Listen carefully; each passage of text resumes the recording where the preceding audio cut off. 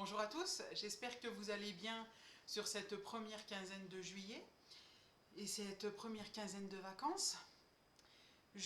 Aujourd'hui, on va parler de volcans et notamment Yellowstone aux États-Unis. Alors vous allez me dire, on est sur une chaîne de Feng Shui, communication animale, qu'est-ce qu'elle vient nous parler de vulcanologie? Eh bien tout simplement parce que déjà la vulcanologie, c'est un domaine qui m'intéresse, et puis parce que suite à l'actualité, eh bien, il y a beaucoup de choses à dire. Alors, notamment sur les champs flégréens qui sont plus proches de nous, puisque c'est le supravolcan qui est sous Naples, qui a une caldeira à la fois dans la mer et sur terre. Et il y a beaucoup en ce moment de séismes. Je crois qu'ils ont comptabilisé 40 secousses sismiques, et donc disons, ce qui prédit, entre guillemets, une éruption imminente. D'autre part, alors là, j'ai pas trouvé de faune proprement dit pour faire une communication et savoir un peu sur place ce que les animaux ressentent, parce que la caldeira, qui fait 13 km de long, de diamètre, est carrément comment dire, construite, celle qui est, la partie qui est sur le territoire italien, c'est urbanisé, voilà, cherchez le mot, et il n'y a qu'une petite caldeira où il y a de la forêt. Bon voilà, j'ai pas trouvé de faune plus que ça. Alors je me suis orientée sur le parc de Yellowstone aux États-Unis, qui est, je crois, le plus grand parc national des USA. Parce que là c'est pareil, il y a... alors, l'actualité dit qu'il y a des soubresauts, que Yellowstone c'est le volcan le plus dangereux du monde, et qu'il est surveillé en permanence comme les champs flégréens, etc. C'est pour ça que je me suis dit, bah tiens, on va aller faire un tour sur place, enfin un tour dans la 5D sur place. Alors j'avais sélectionné 4 animaux qui sont endémiques, enfin qui vivent à Yellowstone, qui sont le plus connu, le bison, l'élan. J'avais sélectionné aussi un ours noir et un coyote. Alors, j'ai pas eu le temps de faire les communications avec l'ours noir et le bison. Là, je vais essentiellement vous parler de l'élan et du coyote, savoir ce qu'ils m'ont dit. Parce que j'ai entendu parler que les animaux s'éloignaient en masse de Yellowstone. Alors j'ai un petit peu fait des recherches sur ce volcan, sur ce parc national. C'est un parc national qui est en fait sur 3 États, qui va recouvrir 3 États. Le Wyoming au nord-ouest, au sud-est l'Idaho et au sud-ouest le Montana. Et je me suis dit, j'ai regardé des cartes sur internet, je me suis dit, mais on parle du volcan, du supravolcan du Yellowstone. Enfin, moi, c'est un volcan qui me fascine. Et où est-ce qu'il se situe exactement? Est-ce qu'il a une caldeira? Est-ce qu'il y en a plusieurs comme les champs flégréens? Pardon, comme les champs flégréens. Et en fait, eh bien, il n'y a qu'une seule caldeira, mais elle est sous le parc sous le parc national. C'est-à-dire que la caldeira fait 55 km de diamètre, c'est énorme, et en fait, ce volcan est composé de différents volcans, les volcans de boue, hein, puisque parfois on voit des vidéos où il y a de la boue qui, qui, qui boue, excusez-moi hein, de faire cette... mais c'est la vérité, hein, c'est de la boue qui est toujours en ébullition, qui est toujours... voilà. Des geysers avec les fumerolles de soufre qui sortent, alors à plus ou moins grande hauteur, un volcan de lave et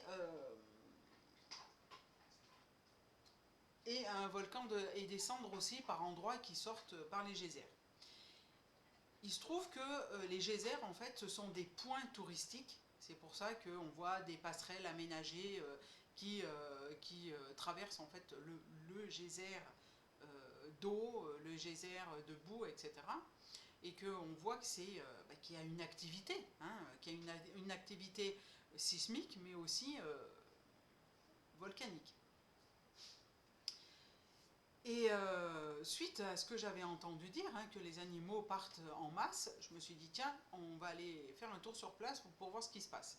Alors, je suis rentrée en contact avec ce fameux élan qui me disait que lui, il était bien où il vivait, il mange de la bonne herbe, je l'entends brouter.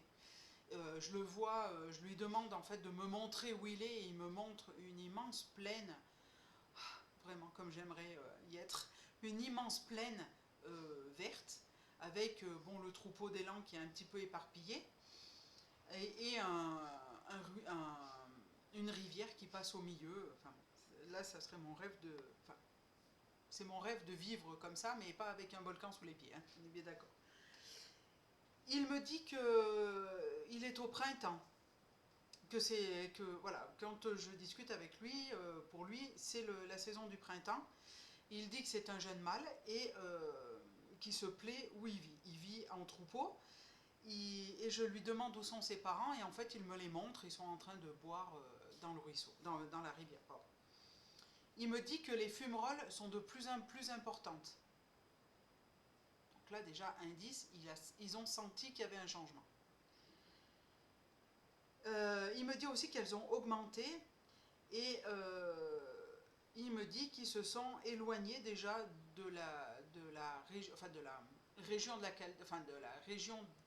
la caldeira qui est en ébullition, parce que justement, voilà, ils avaient senti un changement, et il me dit qu'ils vont partir plus loin, encore plus loin, pour se protéger un maximum de cette future éruption.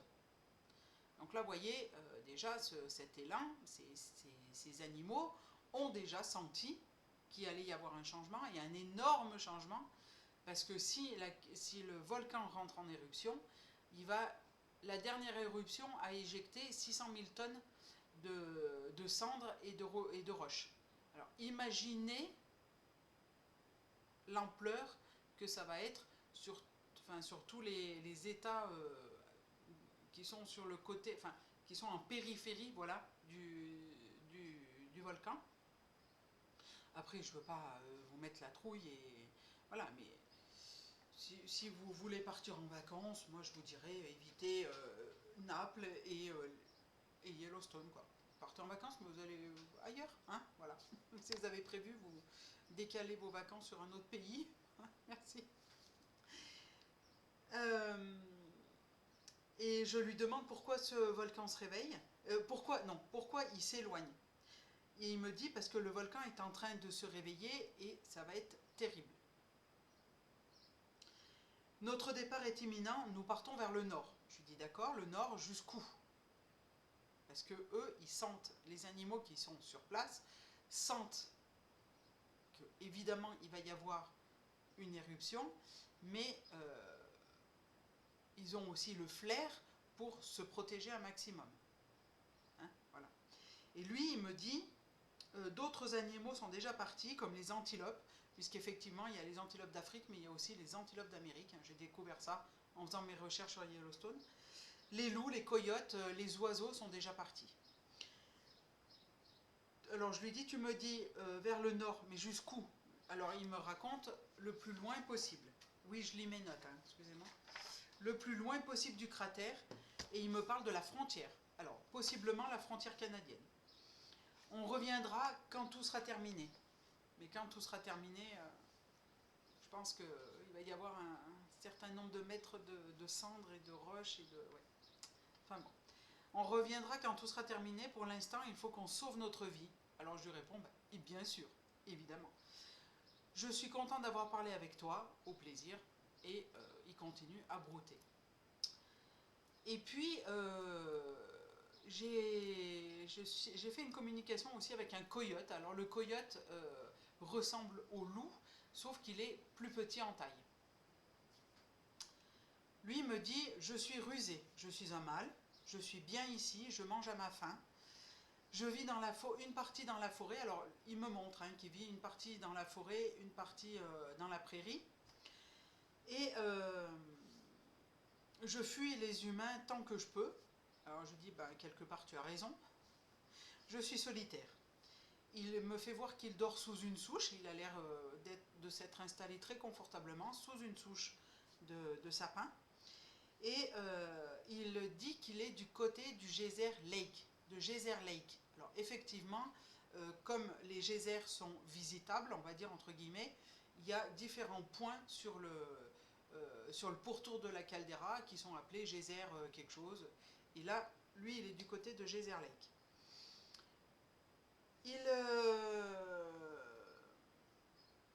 Donc voilà, il me dit c'est mon habitat, je suis parti car un danger imminent arrive. Le volcan se réveille, il y a plus de jets d'eau. Alors lui, il est du côté des geysers qui sont sous les petits lacs, hein, sous les petites mares. Je pars vers le nord, alors lui aussi part vers le nord. Je pars vers le nord aussi loin que me mèneront mes pattes. J'ai peur de mourir dans cette éruption. C'est pour bientôt, il va y avoir beaucoup de morts dans les humains, car ils sont déconnectés de la nature et ils ne savent plus écouter et voir les signes. Nous sentons le danger, c'est pourquoi nous partons. Alors je dis d'accord. Je te souhaite bonne route. Et il me dit aussi qu'il mange des souris. Et il me dit à bientôt. Voilà. Alors ça, c'est mes premières communications. On verra ce que va dire l'ours brun et le bison. Mais comme vous pouvez déjà le voir, les animaux, comme je vous l'ai déjà dit, ressentent, puisqu'ils sont connectés au sol. Ils sont connectés à la terre, ils sont connectés à la nature.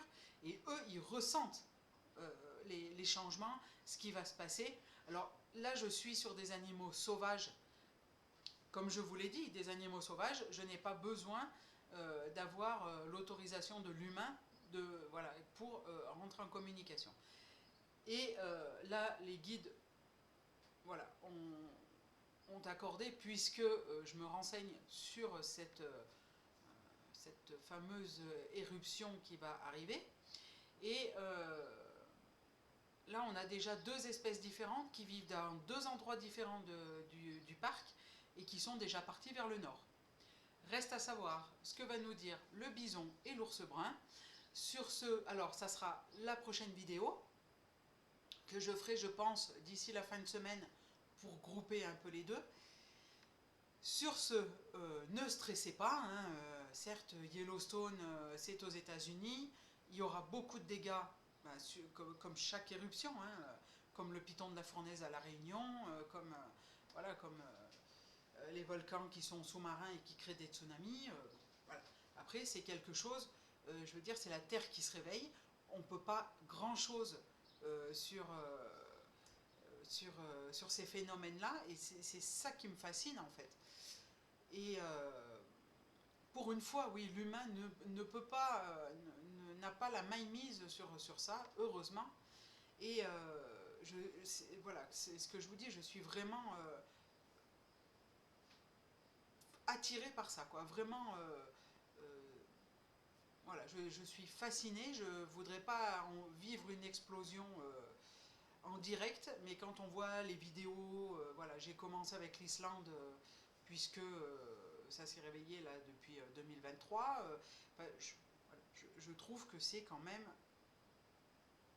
fabuleux de voir ça, de voir cette activité, et que en fait ce qui nous ramène à notre vie qui est très très courte sur ce passage terrestre. Et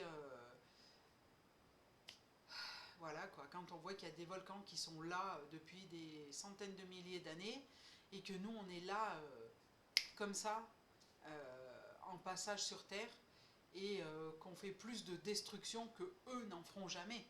Voilà, eux ils rentrent en éruption parce que c'est leur vie qui est comme ça, et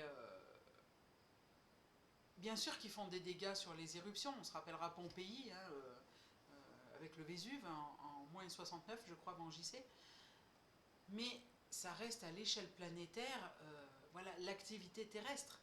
Et nous, quand on regarde tout ce qu'on arrive à détruire en, allez, en 80 ans de vie, on va dire, bon, on va dire, ouais, pas tout à fait 80 ans, puisqu'il y a quand même l'enfance, voilà, les 10 premières années, on va dire 70 ans.